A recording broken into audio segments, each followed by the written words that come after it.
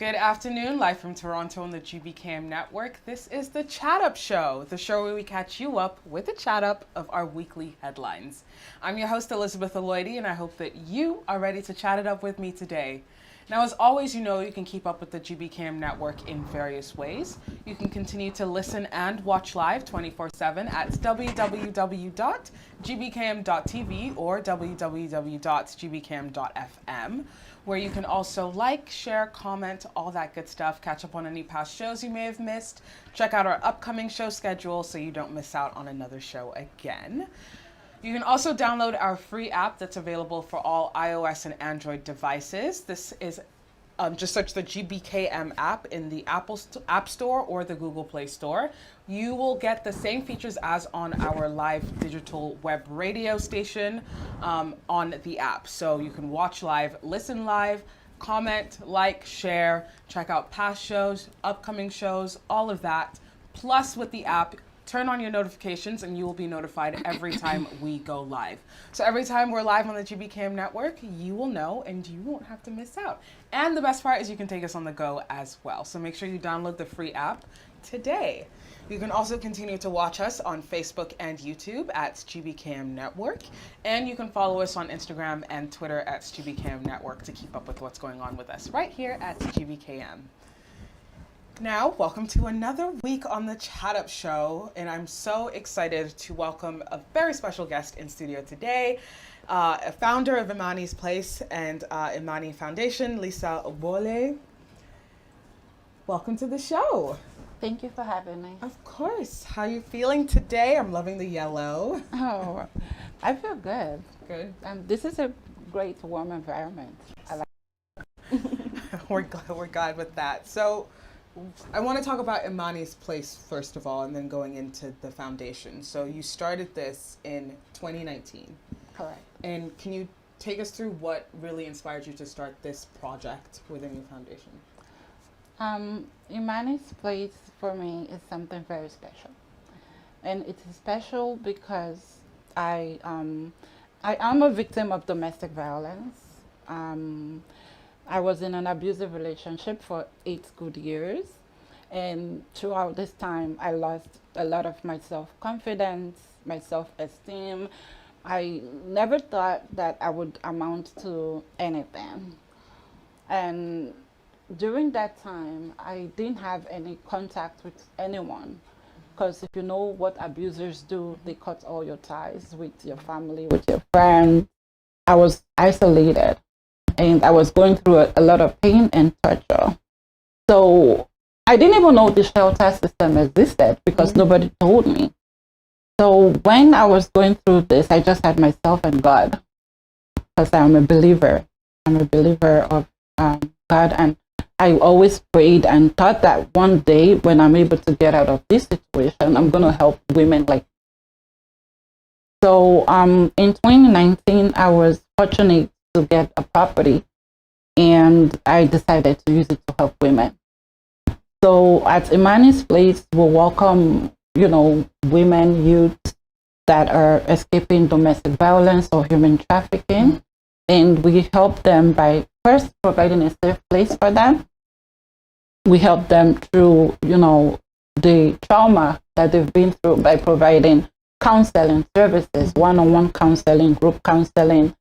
Then we also help them grow by providing life skills training.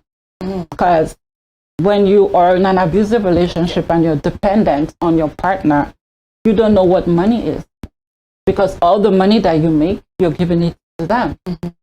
So you would not know how to budget. You would not know how to save because everything that comes in goes right out. So we teach them financial management. We also, teach them cooking skills, teach them how to be good tenants, because the ultimate goal is for them to be able to integrate back into society and move into their own permanent housing. So we help them with the housing application as well. We help them with, job search, resume building, because we want them to get back to work. So this is what we do at Imani's Place, and so far we've been able to see a lot of women through the house. Wow.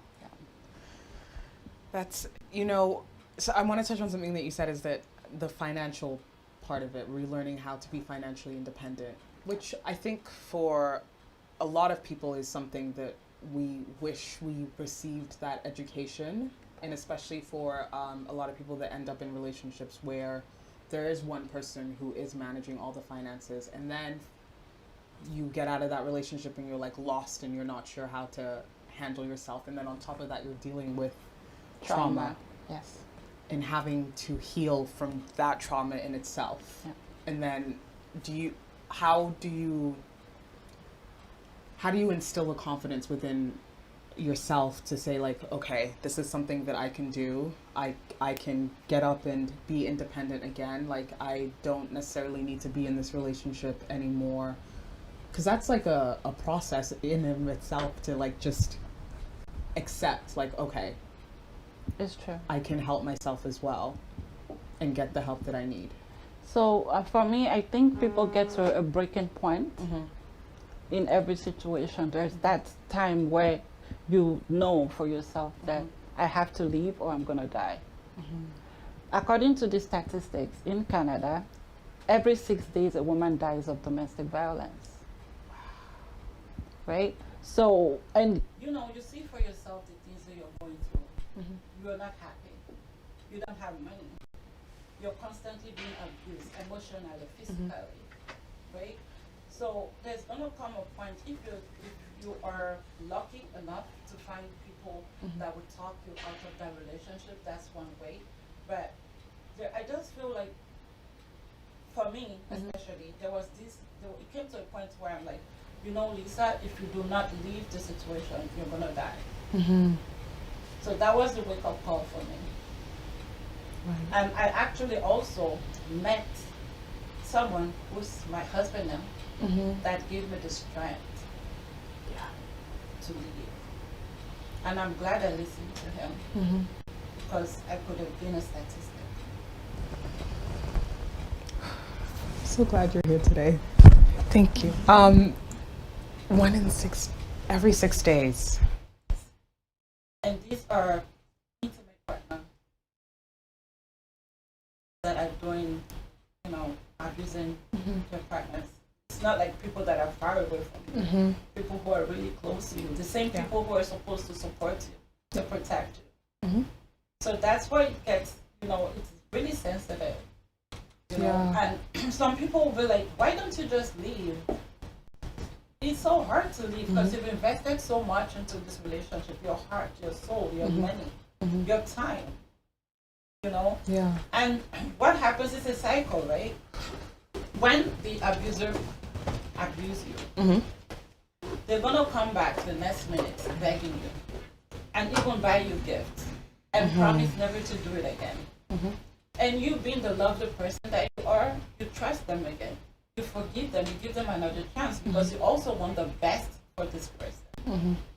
And then they do it all over again, the cycle begins.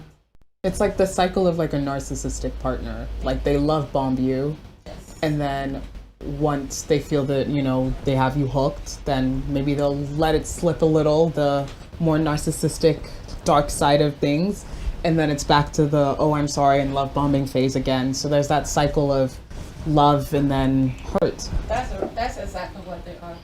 Most abusers are narcissists. So you brought up something like that usually people on the outside of the relationship will say is like, why don't you just leave? That isn't always the most supportive thing someone's going through abuse wants to hear from, you know, the people that they aren't yet isolated from and who are still seeing some signs and noticing that they're unhappy. So how would you suggest supporting survivors of abuse even after they've, you know, gone through your shelter, been at Imani's place and gotten the training or the life skills and the help to get back on their feet? How do you then reintegrate back into your social community as well? So how you can help them is to listen to them. Don't be judgmental. You've never been there. You don't know what it is. So take away all the judgments and try to meet them where they are. Yeah. Right? So if you're able to meet them where they are, because most of them have trust issues now, remember? So if you're able to meet them where they are, then they can start to listen to you. Right. Right? And that way you can start to instill some of this, good qualities back into them. You can start to encourage them in a positive way. Mm-hmm. Right? Because I think the biggest thing is judgment. Mm-hmm. Like, I wear the shoe, I know where it pinches me. Mm-hmm. You're not there. Don't tell me, oh, you shouldn't have done this, you shouldn't have done that. No, because at the time that I did what I did, it was the best thing for me to do, was the best decision at that time. Right? Yeah. So I believe the first thing, don't be judgmental. Listen to them, understand them, put yourself in their shoes. Yeah. Because that's the way you're going to understand them better, right? Because I can tell you somebody hit me, and if I tell you someone hit me, and you're like, oh, that happened, you're not helping me. Yeah. I'd rather you want to ask me more questions. Like, first you want to know that I'm okay, and then you want to dig deeper to say, oh, what happened? Like, are you comfortable telling me what happened between you and this guy that hit you? And if you're not comfortable, that's fine. Yeah. And you just encourage them in other ways. Yeah. And most especially if you're religious, you can pray with them or give them scriptures that can help them. Yeah. On that note, we're just going to take a quick commercial break, but stay tuned. When we're back, we're going to continue our discussion on protecting and supporting Black women going through domestic violence and abuse. Stay tuned. Do you want to be your own boss and make income or extra income with flexible schedule? Welcome to Keenan Courier. Keenan Courier works as a marketplace platform connecting customers who need something delivered with drivers that are willing to serve them. Courier with any vehicle, better trip allocation, and cash out your earnings whenever you want. Download our driver apps today to sign up. Do you want to be your own boss and make income or extra income with flexible schedule? Welcome to Keenan Courier. Keenan Courier works as a marketplace platform connecting customers who need something. Hello and welcome back to the Chat Up Show. I'm your host, Elizabeth Oloidi, and today I'm joined here by Lisa Boile, founder of Imani's Place, part of the Imani Foundation. So before we went on the break, we were kind of talking about how those outside of abusive relationships or dealing with the actual abuse, the friends or family, how they can support someone who's going through this tough time. Now, with Imani's Place, you also work with those trying to escape and run away or get out of human trafficking situations as well. Was that always part of the plan for the project, or was that just something you noticed while working with domestic violence survivors that this was also needed? I would say it's part of the project because I am originally from Nigeria and I'm from Edo State. Right. And in my state, there's been a lot of human trafficking that has happened with people moving from Edo State to Italy to, make money through prostitution. And I was thinking, what would be the best way to help these women get back on their feet? What would be the best way? Because again, if you're being trafficked, because most of them were being lied to, right? Like someone would tell you, oh, you're so pretty, I would bring you to Italy, for instance, and I would get you a job at the salon or at the tomato farm. And when you get to Italy, that's what to go there to see. When you get there, they put you into road work and, prostitution. So I think a lot of trauma comes with that too, right? Especially you find yourself in a foreign country, no family, no friends, and you're just at the mercy of whoever sponsored you, right? So that way, in order for you to survive, you have to just do what they ask you to do, right? So I felt like Imani's Place would be a safe haven for those kind of people to even come to get support, right? To, deal with their trauma, right? Because unresolved trauma can, lead to different kind of illnesses in the future, mental health issues as well. So this program would help them to get healed through the counseling programs that we have. we do workshops, you know, self-care workshops, trauma-informed workshops, so that these ladies would find a new path for themselves, right? Even through our, you know, employment services that we offer, then they can leave behind those years and face a new lease of life where they're able to become who they really want to be. Yeah. Wow. It's like the more you hear about the things people go through and deal with, and the more trauma there is that's, you know, out in this world that's being inflicted on innocent people who are just either, as you said, looking for a better opportunity in life, and then they're taken advantage of. It's heavy hearing those stories, and heavy being a part of the healing process sometimes. How do you find like you can protect yourselves and even with volunteers that are working within the project as well to, you know, not take on all that trauma, because it could get a lot and heavy for you and triggering even. Yes, so when you work in this field, you already know what you signed up for. It's like telling a military man not to go to war, right? So, you know, we know what we signed up for, but we also try to practice self-care. Yeah. That's very important, because you're going to hear stories that will make you cry on a daily basis, right? So just being able to also have boundaries, knowing where to draw the line for yourself as a worker is a good way to protect yourself, because we're in this to do it. We're in this to protect the women. We're in this to help them heal, right? And so we cannot show any weakness in front of them, but we have to be strong and hold their hand throughout the journey. So self-care and taking time off, just to go recuperate and come back, you know, it's a good way that we handle issues like that. That's true. Because I mean, like, if you're trying to support someone else, you know, you want to make sure you're supporting yourself too, because you can't take on someone else's stress. But with Imani's Place, it's predominantly for Black women. So BIPOC, Black, Indigenous, and people of color. Right. However, we also have like a lot of Caucasian women coming to us, because I think domestic violence is a universal problem, right? So we just don't, we're not only accepting Black or Indigenous people, we're kind of open, but what is different for us, or what makes us special, is the fact that we've incorporated, you know, that will, I would say, cultural programming, right, that caters to people of color or to the indigenous people. For example, if you come to the shelter, we have hair extension for Black girls, and I believe you would not see that in a traditional shelter. We have ethnic food, right? Because I feel also that food is a good way to heal, right? So regardless, I feel like even though you're going through issues, if you're able to still, if you're still able to enjoy what you used to enjoy when you weren't, you know, in a certain situation, I think it would help you heal better. So that's why we'll make sure that sometimes I ask the women, what would you like to see? What are you missing? You know, is there something that you would like to do here that you were not able to do?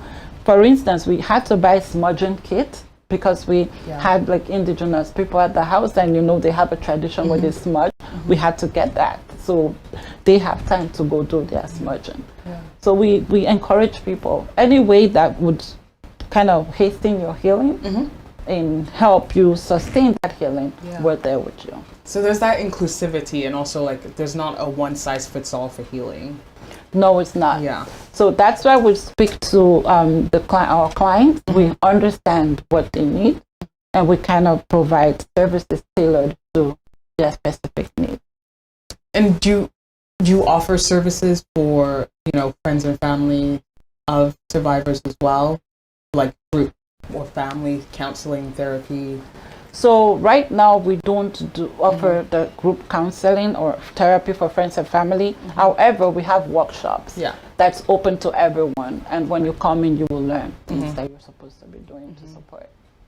That's awesome. I think that that's like a thing as well, because people always say that, oh, why didn't you come to me? Like, why didn't you? And it's almost like a victim blaming, because it's like they're going through it. you know, maybe thinking about how you're going to feel about how they came to you with their trauma is not the priority at this juncture. Thank you. Yeah, and I think that because for so long there's kind of been a stigma on talking, especially within the Black community, talking about abuse. A lot of, you know, hush hush, like keep it at home, keep it within the family, don't tell people what you're going through, like just smile in public and then deal with it in private kind of thing, or just take it to the church, take it to God only, like that's what you should be doing. Is that enough? Is that what's kind of keeping us back from being fully able to support one another and feel comfortable enough to like reach out?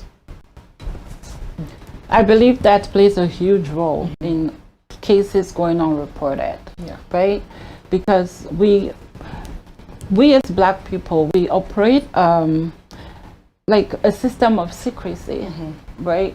Where we feel like it's a small community. Yeah. If I were to tell this person about my problem, it's going to go tell the next person and the next person, and they're going to look at me a certain way, and all the judgments would come, right? So I think we need to break out of that and come rather from a place of support.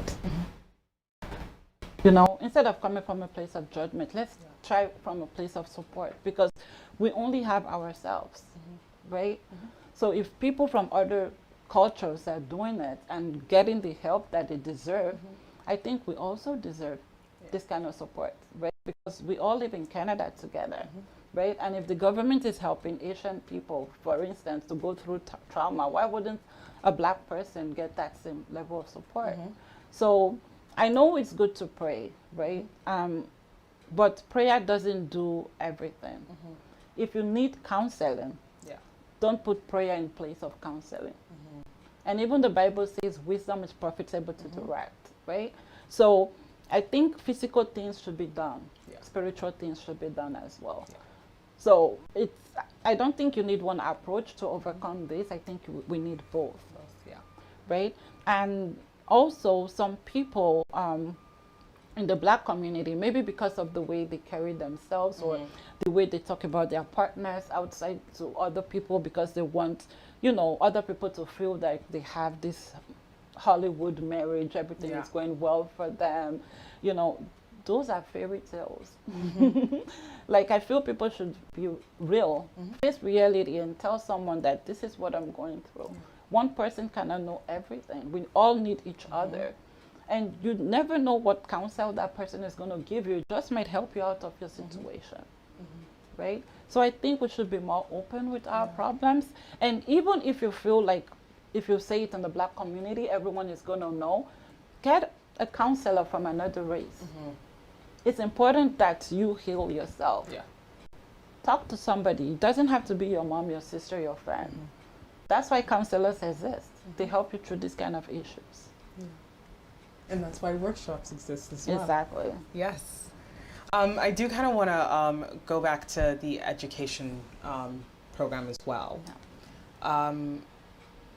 Incorporating that in part of the healing process. Like, why was it so important for you to not just have the counseling, but to have these things that, you know, will actually help you when you're on your feet again, get back into the world and be an independent person and feel empowered as well?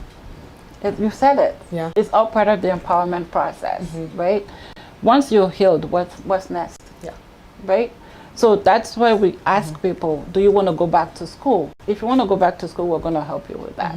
Do you want to work? If you want to work, we're going to help you with that. Because they normally say that an idle mind is a devil's workshop.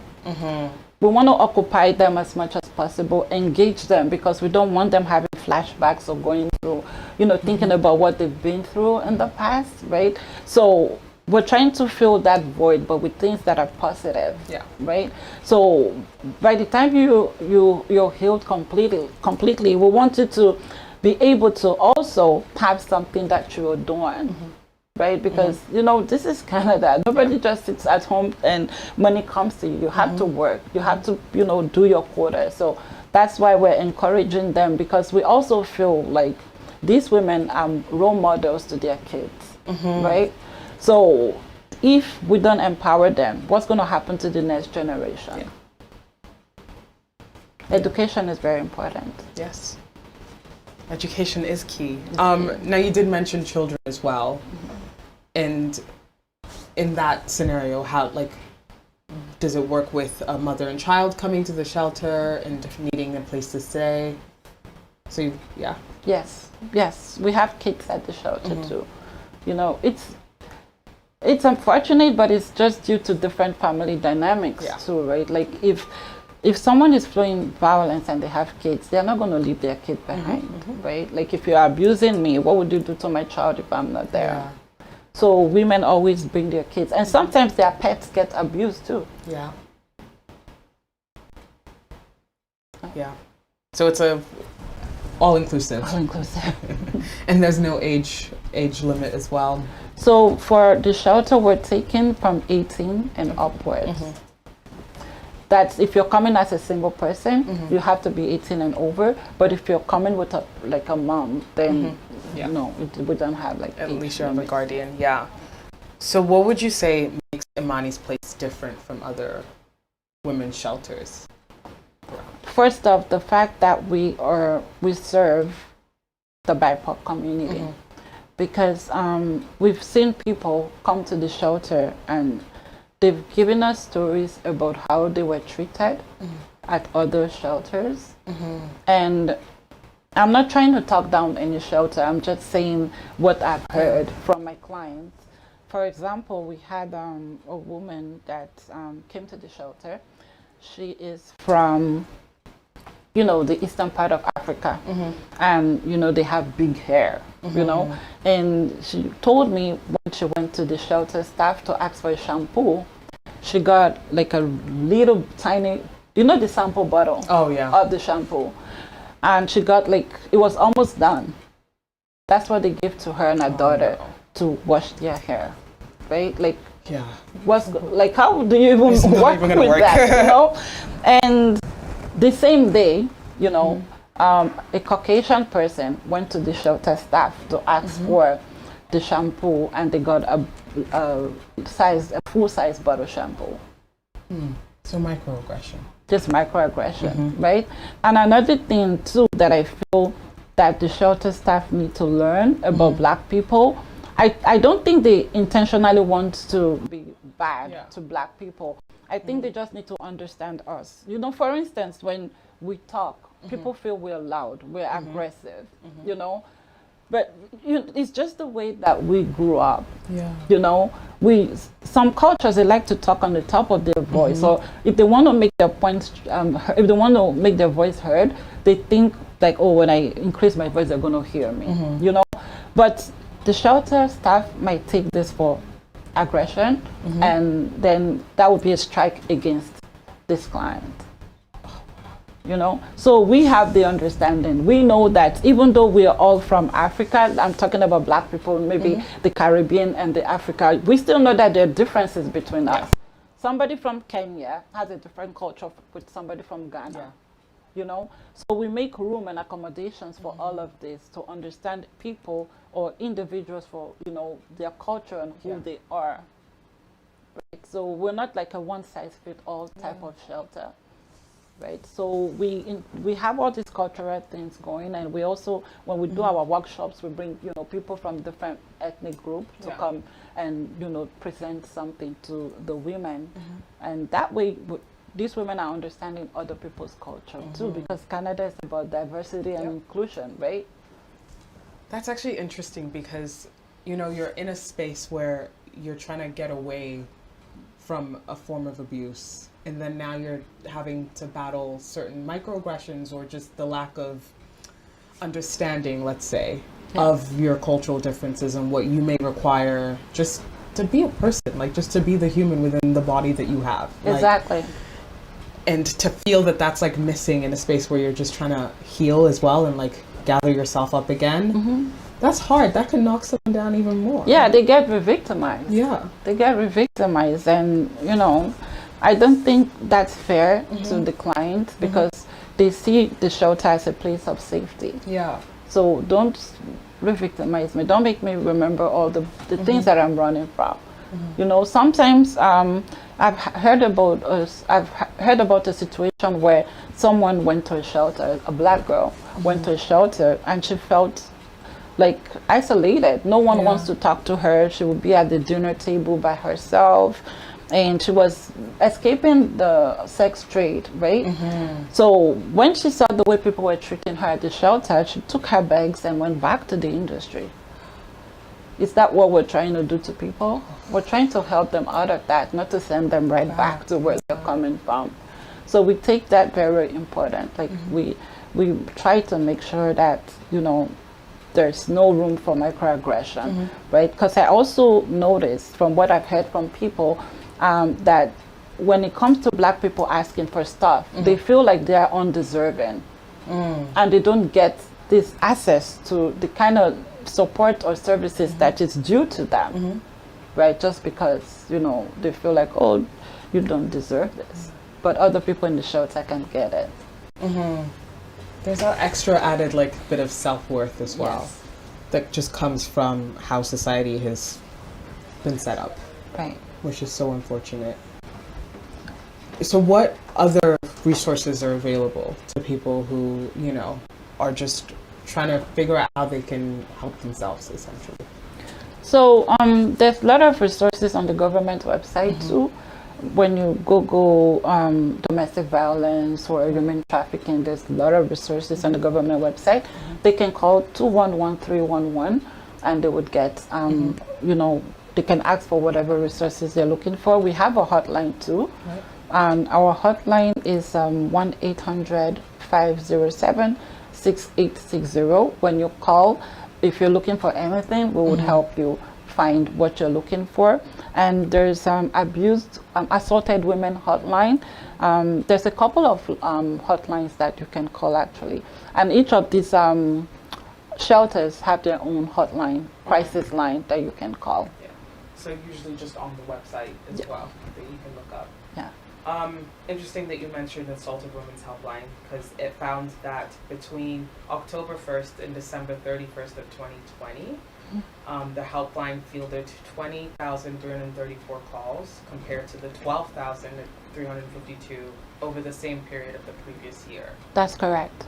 Like we can't ignore the impact the pandemic played on household dynamics in general. Yes. And then how that then related to more abuse and people calling into the hotline a lot more. Like in your experience. Yes, so when COVID happened, I think our calls went up 40%. Because there was a lot of women looking for a safe place, you know, because normally when people live with their partners and they're being abused, you know, sometimes the partner can leave home and go hang out with his friends and the woman has some peace, right? But when they put on the stay-home order, right, and, you know, everyone was still uncertain about what was going on with the pandemic. We didn't really know what was happening, but now you have a man, a woman, and even kids at home. Everybody's, you know, the same space. And you know the stress that can come from having children, you know, and the man too, this time there's no place of release for him. So what would he do? He would put all the aggression on the woman, right? So I think the pandemic played like a big role in cases of domestic violence because, like I said, we got like 40% increase in crisis calls.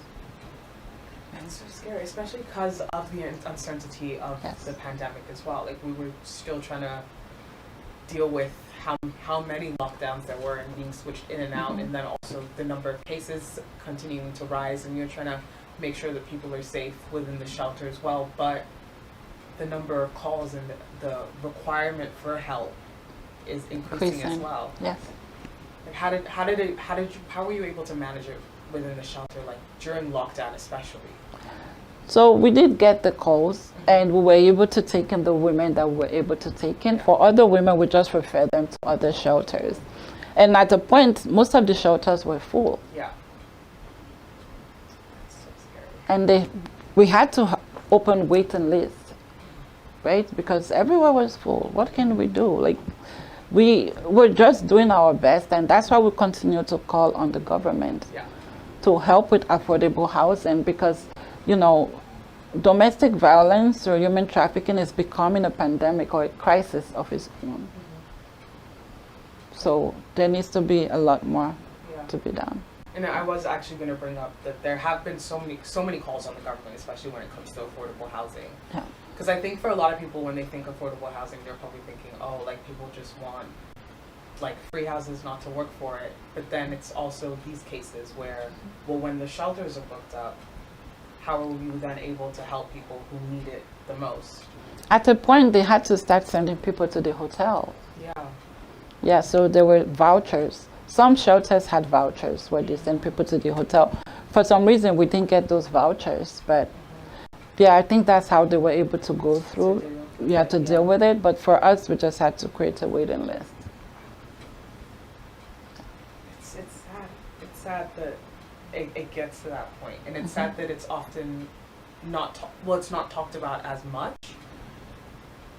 And I don't want to say like not taken seriously, but it just feels like it's like, oh well, that can be on the back burner for a little bit, or oh, we don't need to bring that up, or oh, it's an uncomfortable discussion to have to talk about the fact that people go through this, that there are people in 2021 who are still fleeing from human trafficking, who are still fleeing from abusive situations that are still going on, even within Canada. I think a lot of people think that that's like a not here, so out of sight, out of mind kind of a situation, but it's happening here as well. It's happening, and it's only a matter of time before it gets close to those people. Because it can be your sister, it can be your best friend, you know. It can be your sister's friend, you know. So I feel people should take it more seriously, especially when you're dealing with, you know, people's emotions. Yeah. Because a lot of people have died because of abuse, domestic violence. Right? So it's not something to be taken lightly at all.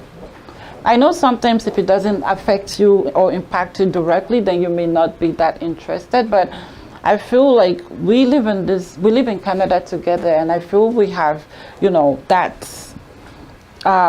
we should, you know, go through things together. Let us have this mutual understanding that what affects one affects all, right?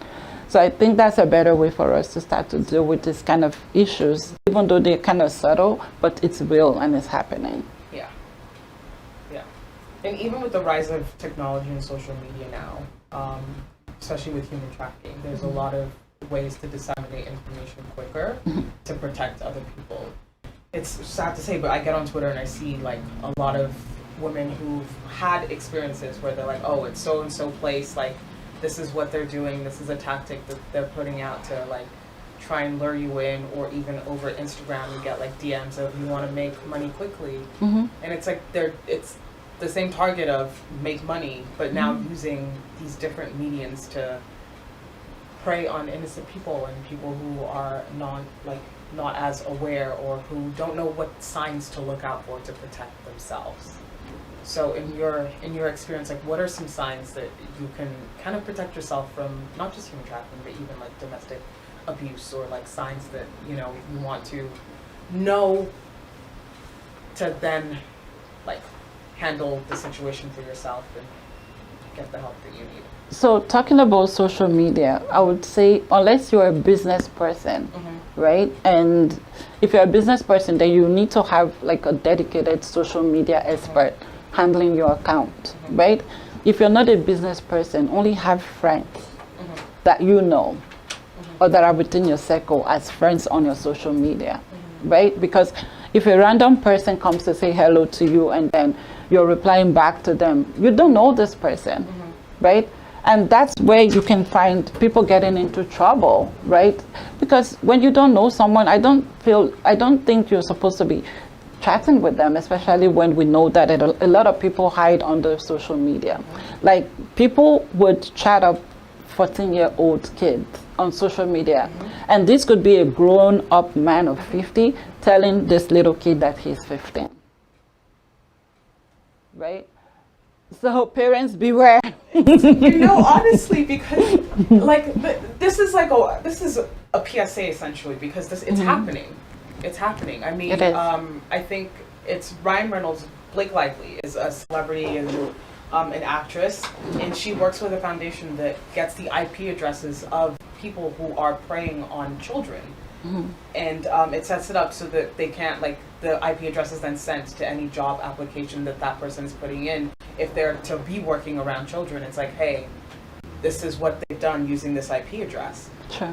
But not everyone has that, like, ability to do that technology and stuff, and so some people slip through the cracks, you know. And to think that it's happening on devices and platforms that a lot of us use innocently, you know, we'll post a nice picture on Instagram for our friends and families to see, but behind that there are others who are using it for more insidious reasons, and you don't really know unless you track the IP address, of course, unless you try and actually track and find where this person's coming from, to actually find out that they are a 50-year-old acting like a 15-year-old.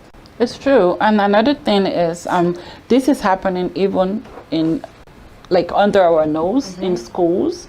So kids from even grade 4 are being trafficked in Canada, right? And I heard a story of someone, and you know what's sad? Some of these things that happen is, it happens within, you know, their friends. Like kids trafficking kids. No. Yes. I heard a story where I think she was in grade 5 or so, and her friend is involved with some group of boys, right? And they would normally give her a parcel to go deliver, you know, to, you know, some people in the neighborhood. And she would always go innocently, you know, I think she was 12 years old. And she would go deliver this package, right? But unknowingly to her, she was being videoed. They were videoing her, taking her photos, and those things in the package was actually drugs, illicit drugs, right? A child. Gave another child. Because adults use them, right? Because a child can trust a child. If you come as an adult to talk to a child to do something, they may not do it, but if their classmates tell them, they would do it, you know? Even just peer pressure as well. Like, we know exactly. It's a thing, it's real, yeah. Exactly. And then they will make this child go deliver this stuff. And, you know, the next stage up from there was they would take this child in a car and go knock on the door and ask her, go to this house. Anything they ask you to do, do it. They're selling her to a man. And if she ever objects, they will show her the pictures. Like, this is you delivering these drugs. What do you think your principal is going to say about this? What do you think your parents is going to say about this? Right? So they kind of tie them in that way. Some of them would even threaten to kill their parents if they were to say anything. And once you tell a child that you're going to kill their parents, trust me, she's going to stay mute for the rest of her life, because she doesn't want anything bad to happen to her parents. And was still not something that, you know, came from her, you know, because she's going to feel guilty. Oh, they killed my parents because of what I did, you know. So I think parents should look out for kids too. You know, if you find your kids being really withdrawn and not being herself anymore, I think it's time to have a talk with her, right? And if you find your kids having designer stuff all of a sudden, where are you getting the money to do this? Really expensive stuff, all of a sudden, it's time to have a talk with her. And also try to know your friends, the circle that their friends, who they hang out with, right? Because that's the only way you would know what's going on with them, right? And or if they start getting angry for no reason, all of a sudden, like, just watch out for those things that they don't normally do, that they start to do, right? And just dig deeper to find out what the problem is. And don't do that in don't do it in an aggressive way. Like, just telling them off. Yeah, just try to be as calm as possible and try to be a support for them. Like, I have a daughter too, and I think to my daughter, I'm her best friend. Although I'm her mom, but I also come from a place of a best friend to her. And I normally humorously tell people that the day my daughter would do something, you know, like they should actually go over the board to do something, I would be the first person she would call.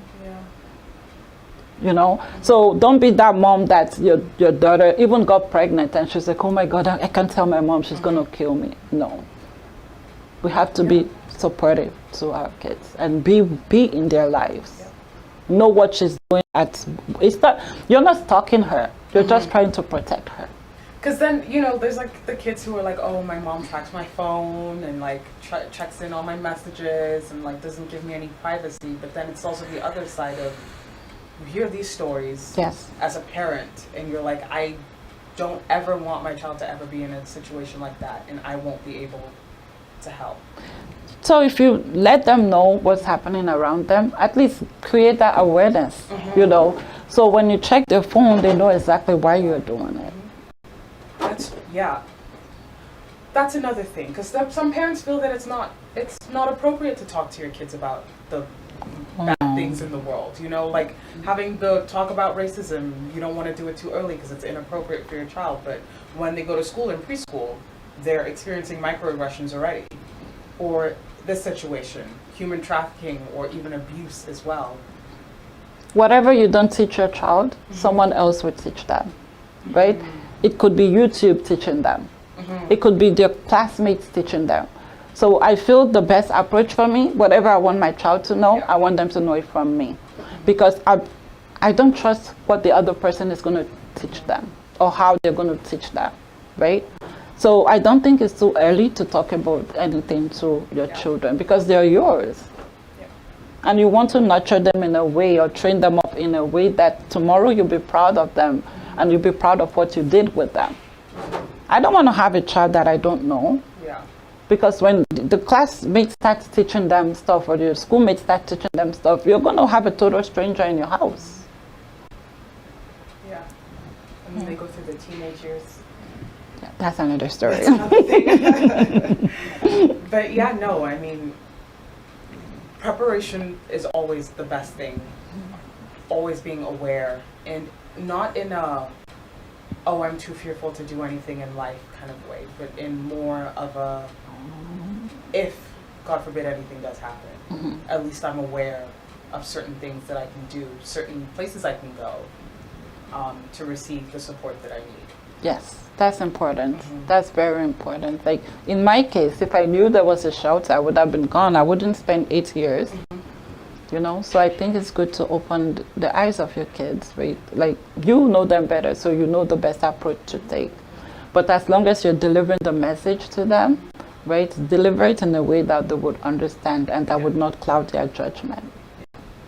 And as you say, education is important. And Very. That's part of education as well. Very. Sharing those stories. I remember that there was the journalist that kind of unearthed a case in Nigeria. Oloture is the film that's been on Netflix now for a bit. And I think for a lot of people, they felt that, you know, this is the first time that we're getting such a raw account of what a lot of people like have an idea that it's going on. But it's always seen as like, oh, that's just that person that made the wrong decision in life and decided to go down this road. Judgment. Yes, exactly. Always coming from a judgmental place of like victim blaming, like, oh, is money that important to you that you would put yourself in this position? And it's like, think about it. If you come from a family or a place where people generally are in poverty for their entire lives, and you're saying, I don't want to do that, and then someone that you trust, a friend, comes to you and says this is an option for you, someone I know or I myself or my cousin or someone that they trust within this story has done it and it was great for them and they send this back and they do this and like they make this much money, it's hard for you to be like, oh, okay, yeah, I'm good. I'll pass. Yeah, right? Because it's being sold to you in such a glamorous way. And if you don't have the education to know that, hey, this might be a trap, it's like a pyramid scheme. You wonder why so many people get stuck in pyramid schemes. Like, we know what a pyramid scheme is, but like, then there's so many people falling for the quote unquote trap of it. It's true. Even receiving as much judgment as, you know, victims or survivors of human trafficking as well. Because it's something that, oh, well, they're working hard for their money. But because people don't see it as working hard for your money, meanwhile they're going through all this trauma and abuse, it's not respected as much to fight for for them, for the victims or the survivors as well. Would you? It's true. And I think that's where knowledge is important, education, you know, because there are some things that's been normalized in Africa, for instance, you know. People see it as normal things because their mom has done it, their aunt has done it, their big friends have done it. So, you know, like, this is normal. But I still believe that if you know better, you will do better. So if these people are able to, you know, now get that education that they need, then they would start to question things, right? Because, like you said, it came from a place of trust, right? Like if I have an aunt that comes to me to say, oh, you know what? It's our perspective, you know, depending on how they sell you the story, that's how you're going to buy it, right? So if they say, because some people, I've actually heard people talk about prostitution in a way that you feel like, I don't think it's that bad. I don't think it's that bad, because they'll be like, oh, you've dated 3-4 boys already. You did it for free. You did it for free.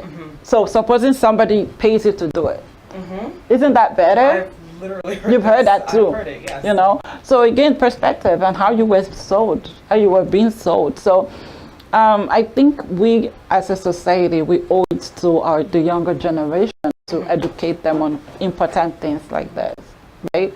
The fact that we did not have the education doesn't mean that we're going to let the younger ones go without the education. So I think we should start. That's why, you know, we create awareness through Imani's Place. It's really important because what you don't know, you don't know. Yeah.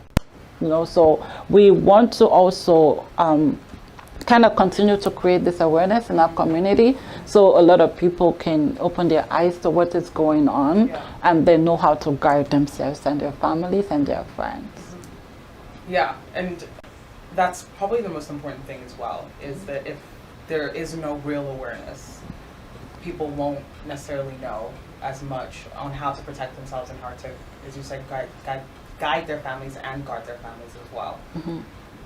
So just before we go and wrap up for today, how can folks support Imani's Place? How can they support in any way that it might be needed? Yes, so you can go to our website, is www.imanisplace.org. So imanisplace.org. We have a GoFundMe as well. I think the link is on the website. Yeah, we're always looking, we're open to donations because right now we are self-funded. We need a letter in order for us to be able to continue to help these women. We just 2 rooms to the basement, so for emergency and crisis, because we're stage 2 housing. So that means the women who stay with us, they stay for a minimum of 3 months. Right. Because we want them to be empowered before they leave. They can stay up to a year, but a minimum of 3 months. But we also saw there was a need for, you know, emergency situation and crisis beds. So we opened 2 beds in the basement where we can just let people come in for 1 day, 1 night, 1 week, you know. So yeah, we are constantly looking for donations to pay the staff, or, you know, even to get feminine products, ethnic food, you know, the workshops that we do, all of these things cost money, creating awareness, Facebook ads, all of this costs money. So if anybody wants to contribute, you can go to www.imanisplace.org. You can call our hotline on 1-800-507-6860. And we'll be there to answer your call. And do you take like donations? And you mentioned feminine products, which is always such a hot button topic because it's, why is there a tax? But anyway, another conversation. And even just like food as well. Like, do you take those kinds of donations too, if not able to give monetary donations? Yes, we take food. Yeah, we take food, and actually we're looking for furnitures and gym equipment for the basement right now. So if people want to donate that, we're open to that as well. And yes, ethnic food. Feel free to drop off the yams, the breadfruit. Yeah. I'm hungry thinking about that now. But yeah, thank you so much again, Lisa, for joining us on the Chatter Show and for sharing your story and sharing what you do at Imani's Place. Again, that's imanisplace.org for more information, and the hotline as well, numbers on the website too. So thank you for being on the Chat Up Show today. Thank you for having me. Of course. And that concludes the show for today. As always, you know you can keep up with us on the GBCam network by listening and watching live 24/7 at www.gbcam.tv or www.gbcam.fm. You can also download our free app. Just search GBKM in the Apple Store and the Google Play Store. Sorry there. It's available for all iOS and Android devices. So make sure you download our free app now so you'll be notified every time we go live. And you can take us on the go with you if you want to listen to any past shows. Check out our upcoming show schedule. It's all right there on the app. You can also continue to watch us on Facebook and YouTube at GBCam Network, where you can like, share, comment, and subscribe. And you can follow us on Instagram and Twitter at GBCam Network to keep up with what's going on right here at GBCam. You can also follow me, your host, on Instagram and Twitter at TIS_Liz_O.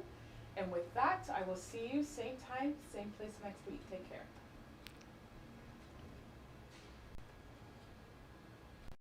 Do you want to be your own boss and make income or extra income with flexible schedule? Welcome to Keenan Courier. Keenan Courier works as a marketplace platform connecting customers who need something